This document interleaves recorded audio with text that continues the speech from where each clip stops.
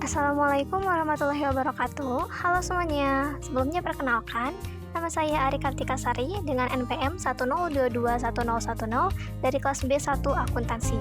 Nah, pada kesempatan kali ini saya akan memaparkan mengenai GCG atau Good Corporate Governance atau bisa disebut juga dengan tata kelola perusahaan beserta dengan prinsip-prinsipnya. Teman-teman ada yang tahu nggak apa itu GCG? Nah, jadi GCG atau tata kelola perusahaan merupakan prinsip-prinsip yang diterapkan oleh perusahaan untuk memaksimalkan nilai perusahaan, meningkatkan kinerja dan kontribusi perusahaan, serta menjaga keberlanjutan perusahaan secara jangka panjang. Nah, itu tadi pengertian GCG ya. Sekarang lanjut ke prinsipnya. Ada berapa sih prinsip GCG itu?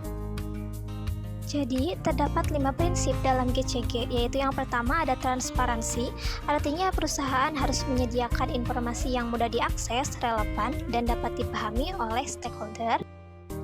Lalu yang kedua, akuntabilitas, artinya perusahaan harus mampu mempertanggungjawabkan kinerjanya untuk memastikan bahwa setiap langkahnya sudah sesuai dengan tujuan.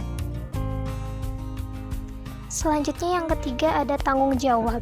Artinya, perusahaan harus memenuhi aturan yang berlaku dan menjalankan tanggung jawabnya terhadap masyarakat serta lingkungan.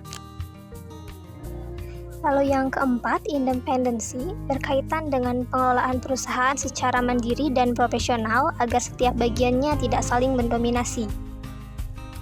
Dan yang terakhir ada keadilan, yaitu perlakuan yang sama dalam memenuhi hak-hak stakeholders berdasarkan ketentuan dan peraturan perundang-undangan yang berlaku.